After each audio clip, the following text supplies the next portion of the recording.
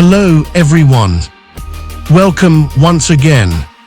Today we will be looking at radicals and their nomenclature. Radicals. What are radicals in a compound? They are a group of atoms that stay together as a charged unit.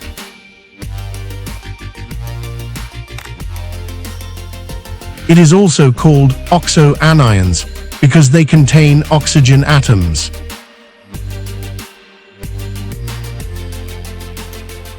Oxo-Anions, in simple terms, are anions that contain oxygen atoms bonded to a different central atom, which is not oxygen.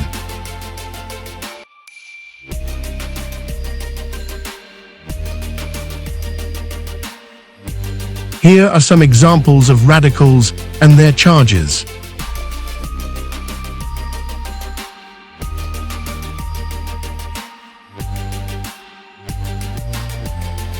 The nomenclature of radicals.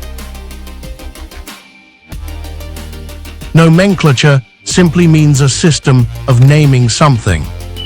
Every compound has two major names: the common or trivial name and the IUPAC or systematic name. Radicals too have their common and IUPAC names. Common or trivial names are names given to a compound or substance within a particular locality.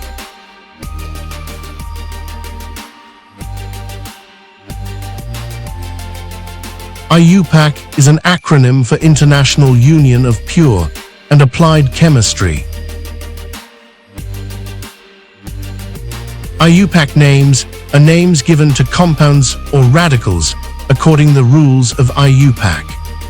It is sometimes called the scientific name. There are rules for naming radicals. Now let's start with the common names of radicals.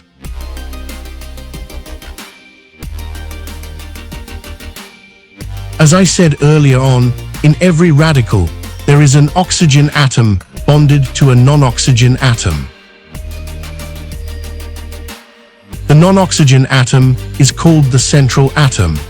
It is the atom or element that remains after taking away the oxygen element and hydrogen element if hydrogen is present. I repeat, the non-oxygen atom is called the central atom. It is the atom or element that remains after taking away the oxygen element and hydrogen element if hydrogen is present. The central atom is used to give the common name of the radical by adding the suffix ate to the end of the central atom's name, except hydroxide OH1-. I repeat,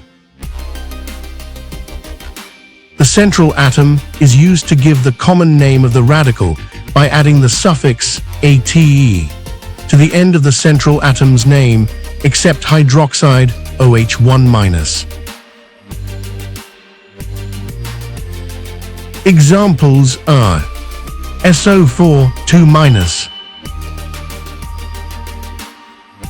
If you remove the oxygen atom from the formula, the remaining element is the central atom. So its central atom is sulfur, so we add ate to the end of sulfur, it becomes sulphate.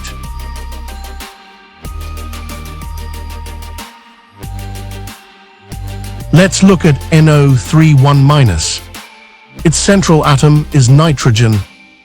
Adding ate to nitrogen, it becomes nitrate, so the common name for NO3 1- is nitrate. What about CO3 2-? What is its common name? Its central atom is carbon. Adding ate to carbon, it becomes carbonate, so the common name for CO3 1- is carbonate.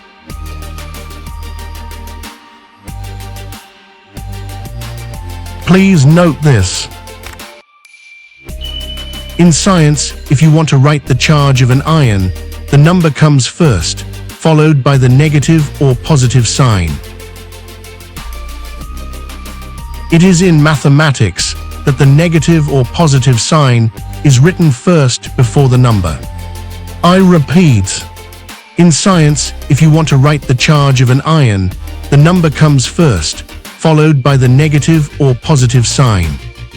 It is in mathematics that the negative or positive sign is written first before the number. Take a look at the table for the common names of some radicals.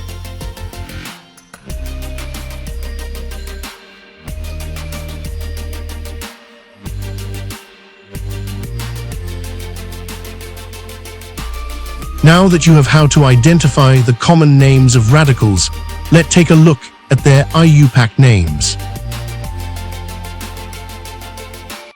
IUPAC naming of oxo-anions or radicals. Radicals or oxo-anions consist of one or more oxygen atoms bonded to a central non-oxygen atom.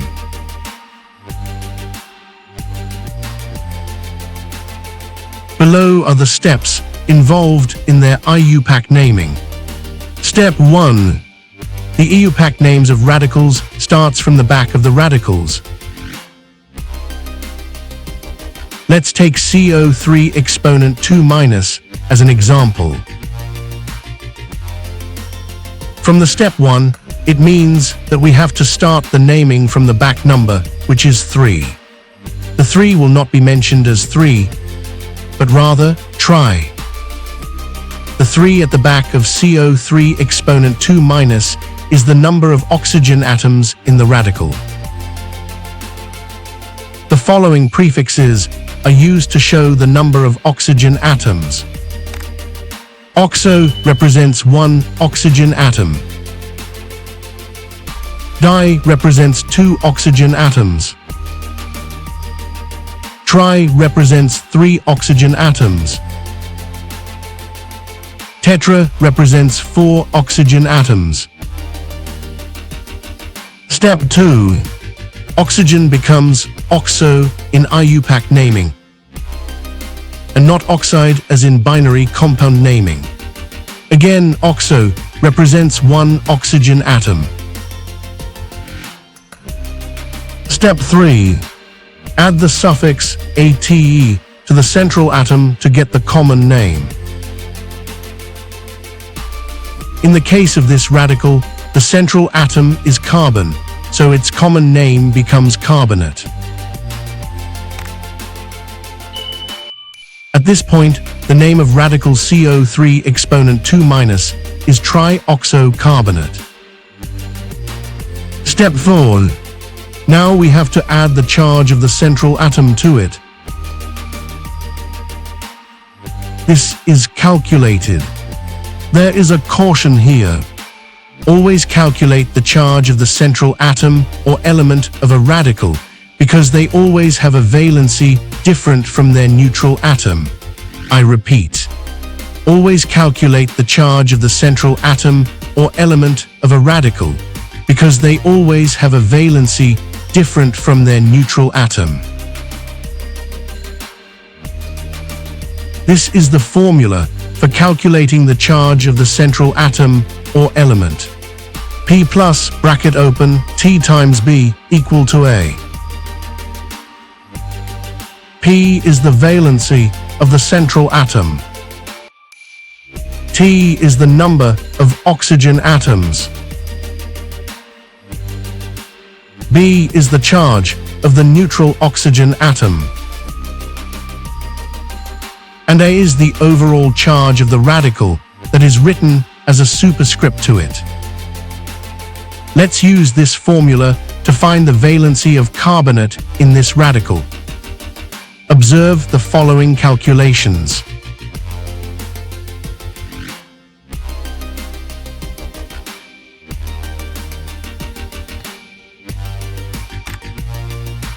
So now we know that the valency of the central atoms is +4. Now Now write the charge of the carbonate in capital Roman numerals and in brackets in front of it.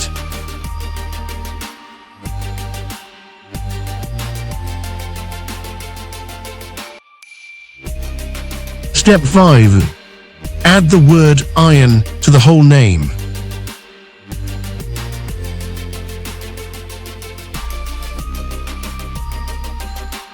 So now the IUPAC name for CO3 exponent 2 minus is trioxocarbonate 4 ion. Radicals with 2 non-oxygen elements.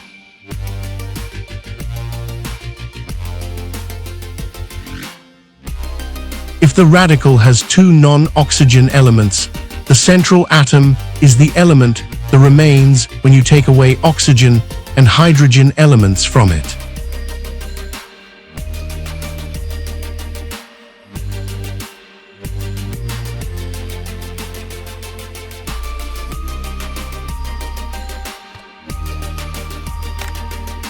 Let's look at how to calculate and name this radical HSO4 exponent 1 minus. In this case, the central atom is sulfur and not hydrogen. So we have to find the valency of the sulfur.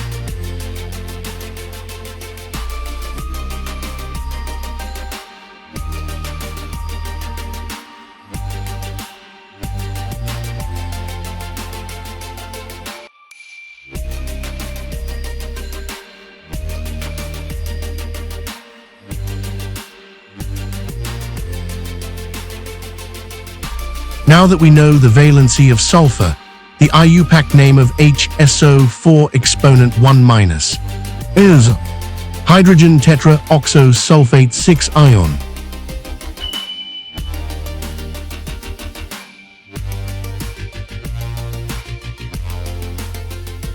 In naming radicals that begin with hydrogen, the hydrogen is mentioned first, followed by the IUPAC or common name of the radical. I repeat, in naming radicals that begin with hydrogen, the hydrogen is mentioned first, followed by the IUPAC or common name of the radical. Let's look at some IUPAC names of some radicals.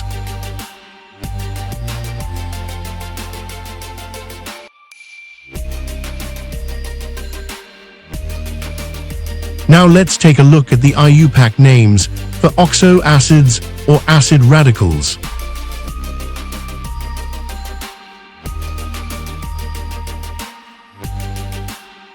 Oxoacids are acids made up of a radical bonded to a hydrogen atom.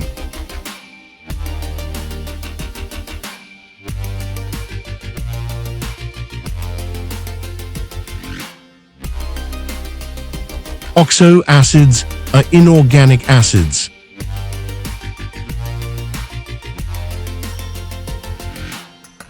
Below are the steps involved in their IUPAC naming.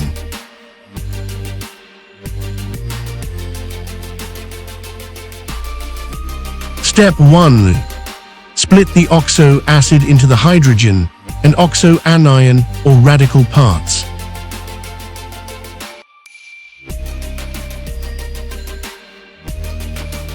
Step 2. Name the radical or oxoanion, as we have already discussed.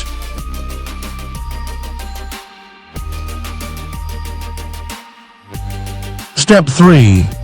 Just add the word acid to the IUPAC name of the radical to get IUPAC name for the oxo acid.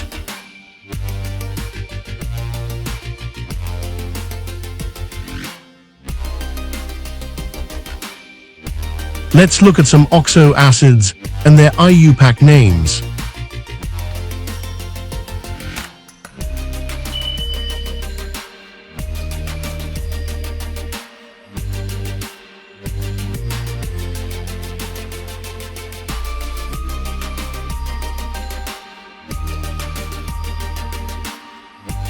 Before I sign off, let's look at a summary of today's lesson.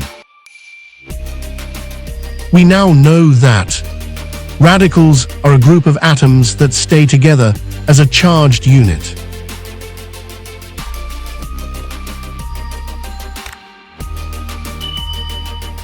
It is also called oxoanions.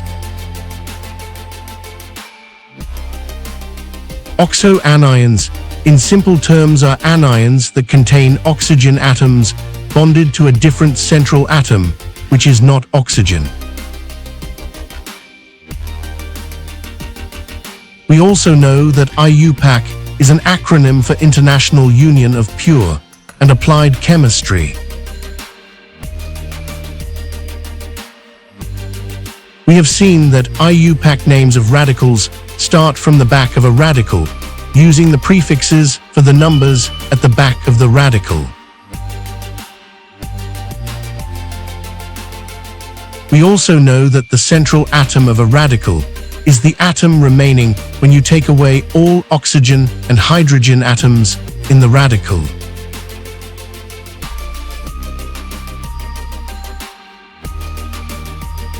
We have also known that valency of the central atom has to be calculated, especially if you don't know it.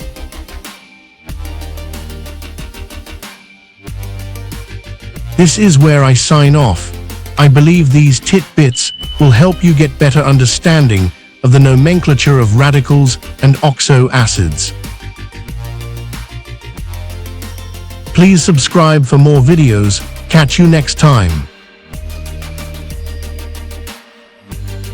Thank you for watching.